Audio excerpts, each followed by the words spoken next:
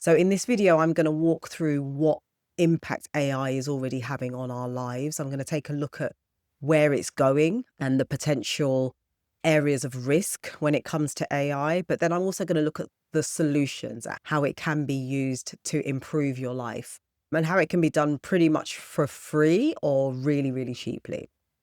Let's get into it.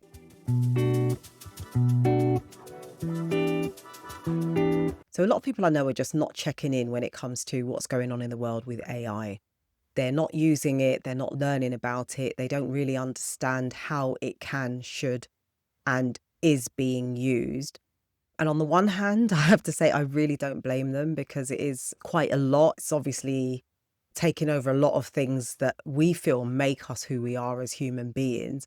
And it is quite scary, if I'm honest with you, the way, in fact, I would say it's terrifying, the way it is mimicking human behavior in so many different ways. But what I would say is whether you love it, hate it, fear it, or embrace it, we all need to at least understand what AI is capable of, how it's being used right now. And ultimately, I would say, especially if you're a professional in the workplace, you need to be using AI right now.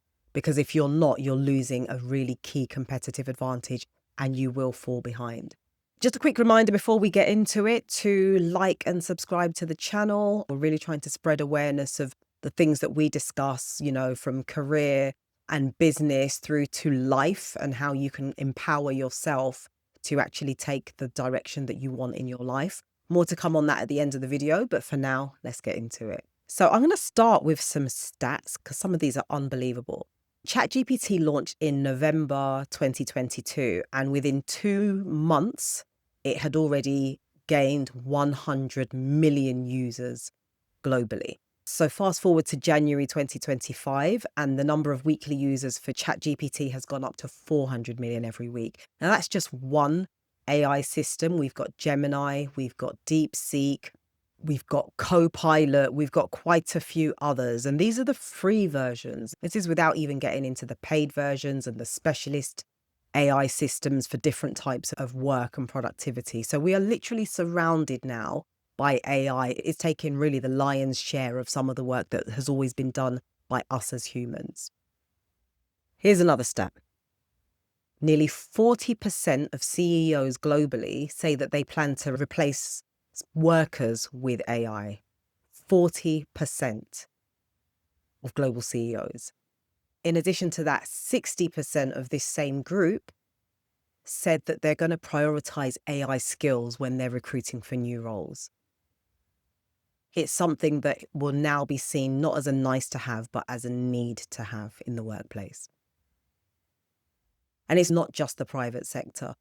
The usage of AI and automation is accelerating in the public sector as well, everywhere around the world. And, for us as a Black community, we are very heavily overrepresented in the public sector. So this is happening across the board and the risk is real. When we look at how AI is being used, it is for things that have always felt fundamentally human. It's conducting interviews. It's writing local news. And it's even generating risk assessments for social workers. It's every area of life. In the US, and this was back in 2023, 27% of white professionals were using AI for their work, compared to 16% of Black professionals.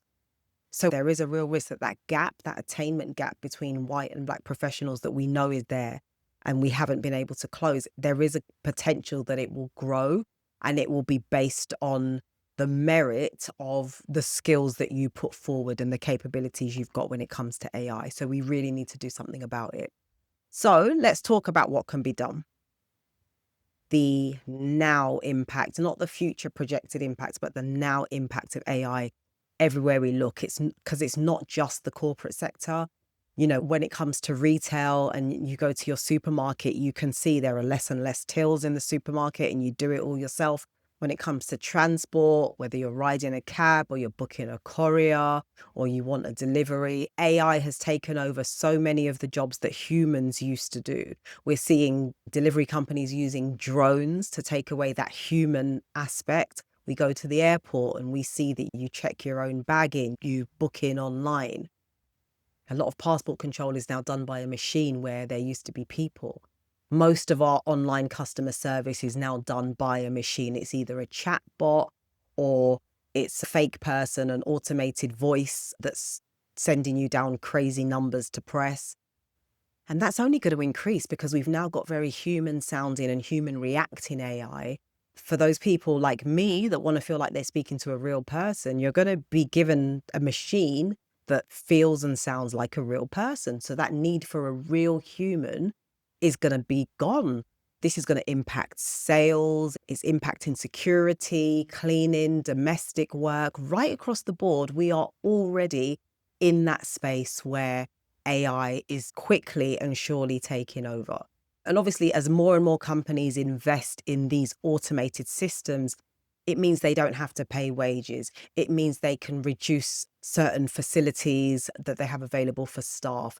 It means they don't have to pay employees tax, HR, and all of these other associated divisions and considerations and costs will be dwindled down to nothing until you just have tech staff maintaining the systems. And some of the jobs that we previously thought were untouchable, coding, which, we've all been told, get your kids to code because it's the future. Coding, we are being told, is likely going to become obsolete. I'm looking at what Google VO, I think it's called, is doing. And I'm thinking if I was a big time Hollywood actor or actress, I'd be really worried right now because I don't even think there's a need for them. It's so powerful. So I'm saying all of this definitely not to scaremonger, just to bring home a reality that is surrounding us every day. We absolutely have to, at the very least, be aware of what AI is doing, how it's impacting our lives so that we can adjust to it. Even if we decide not to go down the AI route, we have to position whatever we are doing as a really powerful and viable alternative to AI. Because at the moment, the money, the numbers speak for themselves, the speed in productivity, the cost of maintenance, all of these are making AI a no-brainer for a lot of people, including me as an individual. So this is what we need to be aware of. I'm going to tell you now why this hits harder for us as Black people. Because Black workers are far more likely to be in insecure, non-permanent job roles, much easier to let go of. We're far less likely to be in tech, which is where the changes are happening, which is where there will still continue to be a greater need, but also where the shaping of AI is happening. And as parents, carers, and family members, we tend to carry more responsibility with less resources than our white counterparts. When I think of these three things, I think there is risk there, but I also think there's opportunity. And that's what I want to explore now. Where's the opportunity here for us as Black people? Because I definitely think there is one. So these are three things that AI can give back. Most professionals these days are doing three people's jobs. So having just left the corporate sector myself and having friends that are in the public sector, I can tell you that at the moment, it feels as if everyone I know is doing the job that three people would have done 10 years ago. So here's what AI can do if you're one of those people. It can give you back time. The way that AI has reduced the time that I spend on tasks that I thought only needed my brain power is unbelievable. When I first started this process, I can tell you I would chuck something into AI. It would give me an answer back that was so far away from my voice, my thinking, that I would spend hours just redoing it and I gave up. But I went back to AI, I persevered, I began to learn and I understood how to prompt AI to help it give you what you need or come close to what you need first time round and still let it be your thoughts, your perspective, your ideas. That's definitely something that we'll be exploring down the line in the Black Network. But my message on AI is if it's frustrated you in the beginning or you felt it wasn't quite up to par, don't give up because it is a lot more savvy than you think. And of course, being AI, it's constantly learning and constantly improving. The knock-on effect of AI giving you back all this time, for me, is threefold. If you're a career-focused person and you're looking for ways to enhance and build your career, let's say you're looking for that stretch project at work, for example, AI allows you to do that. It also allows you and supports you in doing that in a way that's really protective of your time and your energy. If you're talking about your goals and your plans outside of work, if you've got a side hustle that needs your energy, but you struggle to find that balance and that time, AI gives you that time back. It allows you to actually spend that time elsewhere when you set up your systems in the right way and you use it in the right way. But what it also does, which for me is actually one of the most important, is the space that it creates for you is mental space. It gives you space to think. And I can't stress enough how important it is to give yourself time to think and plan and dream and decide what it is you want to do in life. And AI does allow you to do that at the same time that it allows you to put out really high quality, impactful work. So, what does that look like in real life? How do you use AI at work in all the ways that I've described that's actually going to benefit you? Writing any internal communications. For those of us that have been doing it for many years, you know how it goes. You send one email, tick it off your list, another one comes back. That means you have to go off and do a little bit of research, write a really carefully worded email that doesn't get too political, but that gets your point across really well. And it goes on and on and on. And you end up spending all this time being sucked into writing an email that you know could or should have taken a couple of minutes. You stick that email in AI. These days, you give it a brief description of what it is you want to convey, what you want to be careful and sensitive of, and you ask it to write the email for you, and it does it in about literally 2 seconds. And it will do it really well. If you have set up your systems in certain ways, it understands your tone of voice and it will actually genuinely sound like you, which I really don't like, but it is really helpful. So that's something that I would say to use. Can take a little bit of getting used to, but just persist with it, because if your workload is very email heavy, this will give you so much time back. It's unreal. And that's not just emails. I mean, I do still like to be me and sound like me, but I know people who are doing all of their emails, their chat, everything via AI. And a lot of the time, it really is politically safer as well, because you can put in your version of a response and then you ask it to just polish that response for you, and you see the difference in what you were going to say and what it says. It's also a bit of a learning process for you. If you're someone who's always maybe struggled a little bit with diplomacy, or you're a little bit of an introvert, AI can help guide you in that process as to how to become more extroverted, how to be a little bit more diplomatic, what kind of language will work. So that's one way you can use it. If you have a report, as we so often do, that is quite long, you just don't want to read every word of it, or you've read it a few times and it's just not penetrating, it's not going in at this time, but you need to really quickly summarize it, or you're going into a meeting, someone's just handed you something at the last minute and you need to do a little bit of an analysis on it and then come up with suggestions, you can stick it in AI and it will literally take about 10 seconds, literally just a few seconds, to give you a really comprehensive summary of that document and a really accurate analysis of what that document means, the potential impact, suggestions, so on and so forth. Again, a lot of it will come down to how you prompt it, but even with the most basic of prompts, AI will do really good analyzing, summarizing, and, reframing or building a strategy off the back of a document. It's unbelievable. If you haven't done this yet, please do check it out. Another way that you can use it is with preparing presentations and slide decks. And I'm constantly surprised by what it does, because I'm still learning how to use it. I'm still learning what it's capable of.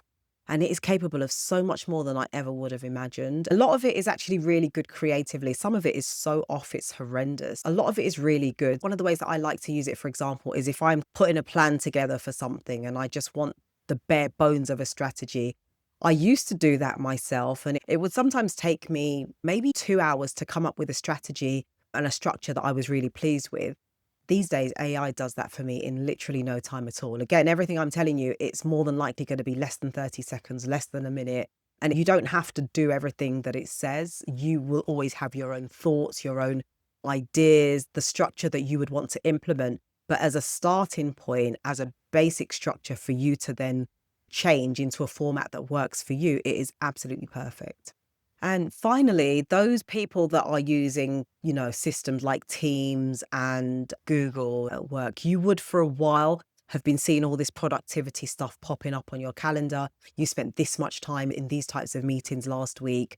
This was how much time you spent on focus time. You didn't actually do this that you said you'd do in your calendar. This is where the weight of your workday is focused. I used to just ignore all that stuff. It was like, oh, that's interesting, but so what? It's actually really, really powerful in helping you to manage your workload, manage your time. If you are way overburdened in an area, you can use all of that evidence that sits in your calendar and share it with your boss and confirm that you are way too stretched. You can't take on any other projects, or you need assistance, or you need someone else to take some of your workload because you just can't do it all. It's actually all there.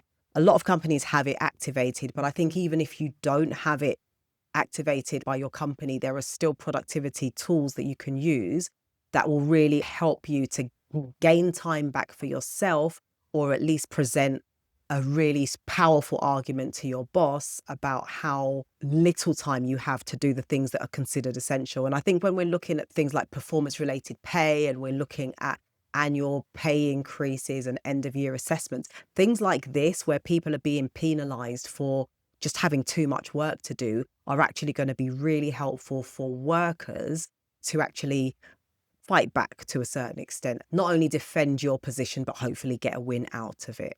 So those are just a few areas. There are so many more that we could cover, but I won't go into them in this video. If you are still here at the end of this video, thank you so much for staying with me. I really appreciate you taking the time to watch this video. I hope it's been helpful. Please drop me a comment down below. I would love to know if you are using AI right now, how you use it, how you find it most effective. If you're terrified of AI, let me know. If you have no plans to use it, what would you do instead? Because that's an area that I'm really interested to explore. But that is it for now. Please do like this video to help boost it on the platform. If there's anyone you can think of that would benefit from the information in this video, please do share it, because we want to get our message far and wide. And I will see you in the next video.